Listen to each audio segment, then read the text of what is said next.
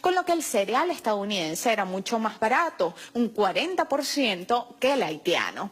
El objetivo era exportar los excedentes de arroz que se producía en Arkansas y la medida destruyó al sector campesino haitiano y disparó los índices de diabetes en la sociedad haitiana. En el año 2010, Bill Clinton pidió disculpas públicas por haber obligado a Haití a reducir los aranceles del arroz subsidiado que importaban desde Estados Unidos. A juicio de Gabriel Fuchs, Haití es un experimento donde millones de dólares de asistencia nunca llegan a los necesitados y son devorados por distintas entidades como la Fundación Clinton. Esta no es una opinión aislada. Por ejemplo, la famosa revista Público ilustró a los Clinton como el rey y la reina de Haití. En las últimas 2 décadas, la pareja ha jugado un papel crucial en la política haitiana, imponiendo líderes nacionales e inoculando a las grandes corporaciones. Esta red de poder y dinero ha dejado marcas indelebles en casi todos los aspectos de la economía haitiana. Político también cita a la prensa local que, cargada de sarcasmo, les acusa de encabezar un régimen colonial donde Clinton es el gobernador. Tras el nombramiento de Hillary Clinton como secretaria de Estado en el año 2009, Bill fue designado como enviado especial de la ONU en Haití. Eso facilitó a los Clinton ampliar el espectro de influencia sobre las decisiones de ayuda extranjera en el pequeño país. Luego del terremoto que devastó a Puerto Príncipe en el año 2010, Bill Clinton fue designado copresidente de la Comisión Interina para la Reconstrucción de Haití. Según Wall Street Journal, el Departamento de Estado empezó a dirigir a los interesados por los contratos de construcción del país a la Fundación Clinton. En Haití, menos del 1% de la ayuda de emergencia fue destinado o administrado, mejor dicho, a través del gobierno o de organizaciones haitianas. El 99% lo gestionaron contratistas extranjeras y ONGs internacionales. Durante los meses que siguieron el terremoto, la USAID otorgó casi 200 millones en contratos en ayudas y reconstrucción, pero solo el 2,5% de ese dinero se había destinado a empresas haitianas. En el año 2016, una serie de correos electrónicos desclasificados demostraron que durante la gestión de Hillary como secretaria de Estado, los Friends of Bill, los amigos de Bill, recibían prioridad para ejecutar donaciones que posteriormente los colocaba a la cabeza de la adjudicación de contratos para la reconstrucción. A principios de este año se pudo conocer que fiscales y agentes del FBI investigan a la Fundación Clinton ante sospechas de corrupción. Karen Attiah expuso también en un artículo difundido por The Washington Post los mecanismos que empleó la secretaria de Estado para alterar los resultados de las elecciones haitianas que se efectuaron entre los años 2010 y 2011. Según la información que ella publica, Hillary Clinton presionó al entonces presidente René Preval con la pérdida de ayuda estadounidense e internacional, a menos que los resultados electorales cambiaran para ajustarse a la recomendación de la OEA, que era la de ella. Así, Michel Martelly, que habría quedado en el tercer lugar, pasó a una segunda ronda y ganó unas elecciones con solo el 25% de participación. Entre los correos electrónicos de Clinton se cuela la euforia de la jefa de gabinete de la Secretaría de Estado, Cheryl Mills, por los resultados electorales. Ella felicitaba al personal de la embajada escribiendo lo siguiente: han hecho unas elecciones grandiosas, podemos hablar sobre cómo va el reconteo. Es una broma, solo un poco. Emoticón sonriendo. Durante el gobierno de Martelly jamás se realizaron elecciones y los periodos de los miembros del Parlamento concluyeron y la situación se agravó hasta tal punto que solo 11 funcionarios estaban vigentes en sus mandatos. Para entonces, The New York Times narraba cómo los haitianos hablaban de los Clinton con el mismo desprecio que reservan para algunos de sus antiguos líderes. Durante 13 años, la ONU mantuvo una fuerza de ocupación en Haití Haití.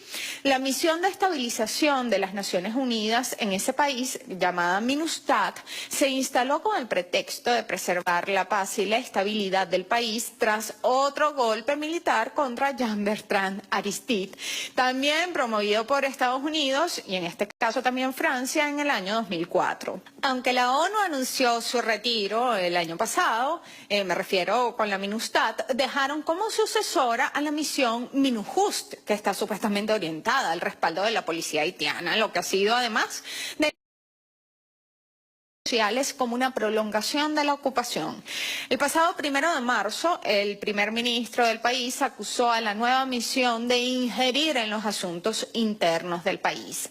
Hacer parte de las fuerzas de ocupación de la ONU es un negocio. El pago en divisa a los soldados que provienen de países pobres les proporciona mejoras a la oferta salarial de los uniformados. La vinculación con cuerpos armados de otros países o su estancia en lugares lejanos entrena también a los soldados en tácticas de combate. Los gobiernos también obtienen ofertas para la compra de armamento y otros emplean esa participación dentro de una fuerza de ocupación como una tarjeta de presentación para negociar tratados libres de comercio y obtener flexibilización de ciertas políticas internacionales. Todo a costa de la vida y el desarrollo de las naciones más desprotegidas, porque esas misiones además no llegan para la paz, sino para la guerra. Camille Chalmers, que es secretario de la Plataforma Haitiana por la Defensa de un Desarrollo Alternativo, denunció que la misión de la ONU en Haití no era humanitaria, sino que se insertaba dentro del proyecto de militarización integral del Caribe y de recolonización de toda una región. La ocupación de la MINUSTAT sirvió para abrir el paso a la explotación minera de las empresas estadounidenses, francesas y canadienses sobre los recursos estratégicos de Haití. Aún habían haitianos debajo de los escombros después del terremoto, cuando el embajador de los Estados Unidos en Haití ya anunciaba la fiebre del oro. Según se conoce, además, esto gracias a Wikileaks. Los sondeos realizados por una compañía canadiense demostraron la existencia de oro, plata y cobre por un monto que ronda los $20.000 millones. Y todas estas riquezas para la cofradía imperialista que está eximida de impuestos y de normativas jurídicas. Por un lado, las transnacionales despojaban a los campesinos de sus tierras y por la otra contrataban la mano de obra barata de millones de haitianos para explotarlos en minas y maquilas. La permanencia de la misión de la ONU en Haití dejó a decenas de miles de personas fallecidas por cólera. Según informes de la propia organización, la falta de saneamiento en un campamento de las fuerzas de paz permitió que las aguas residuales se filtraran en el caudal del río Artibonito. El documento reconoce que sin la negligencia de los cascos azules, la epidemia no habría tenido lugar. Después del paso del huracán Matthew, se registró un nuevo brote de la enfermedad, pero se trataba de una cepa más agresiva. La investigadora Dadi Cherry declaró a Sputnik que la ONU trajo el cólera a Haití en 2 ocasiones. En el año 2017 se registraron también 12.800 pacientes con síntomas similares al cólera y 146 fallecidos por la enfermedad. Es el menor índice anual de casos sospechosos de cólera desde el brote causado por los cascos azules.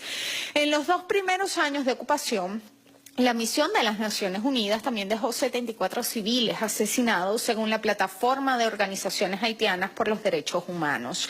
También fueron señalados de ejecutar torturas en contra de ciudadanos. Para el año 2004 se duplicaron las denuncias de abusos sexuales ejecutadas por miembros de la MINUSTAT. De las 121 denuncias de explotación sexual, 105 iban dirigidas en contra de cascos azules. En una investigación sobre las misiones de la ONU en los últimos 12 años, The Associated Press encontró casi 2.000 denuncias contra los cascos azules y otro personal del organismo por abuso y explotación sexual. El informe revela que en Haití existió una red de abuso infantil perpetrada por cascos azules. Unos 114 soldados acusados de escándalos sexuales fueron enviados de vuelta a sus países, pero ninguno de ellos fue encarcelado ni se ha reparado una de las víctimas. A principios de este año, 15 empleadas de la ONU aseguraron haber sufrido acoso y abuso sexual en los últimos 5 años, agresiones que iban desde ataques verbales hasta violaciones. Según The Guardian,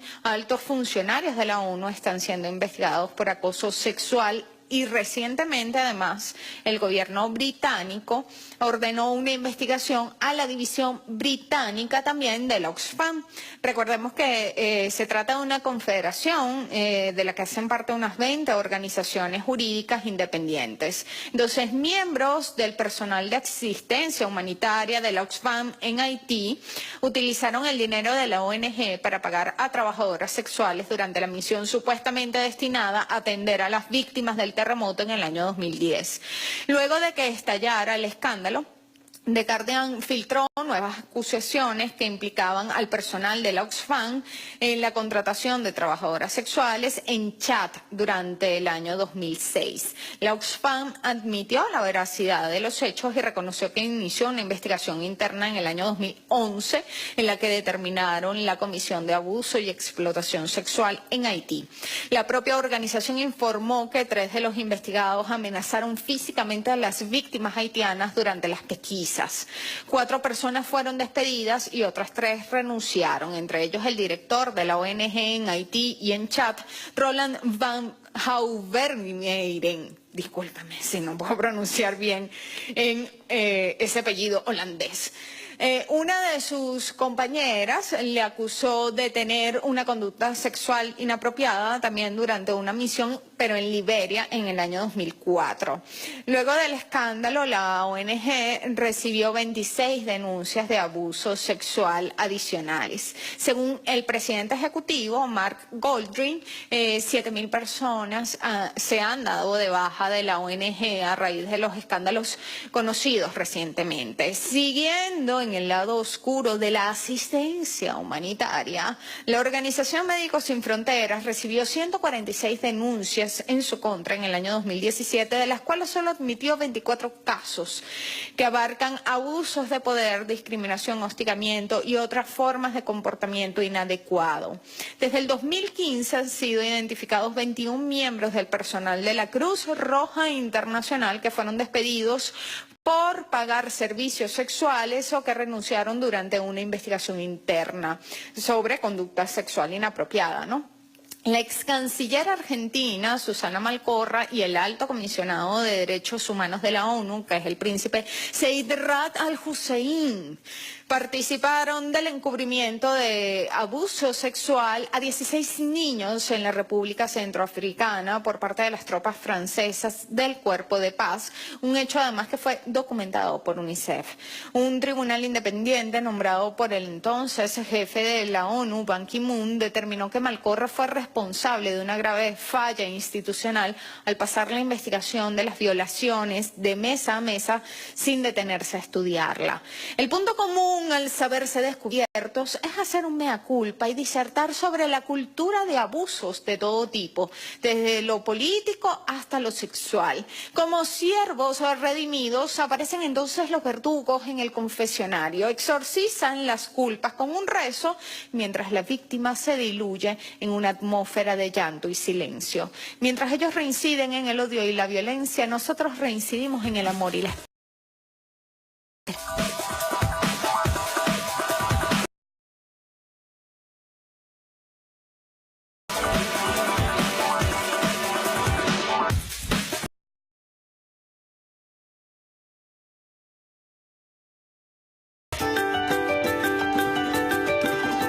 Este programa contiene elementos que no pueden ser presenciados por niñas, niños y adolescentes sin supervisión. ¡Epa, compadre! La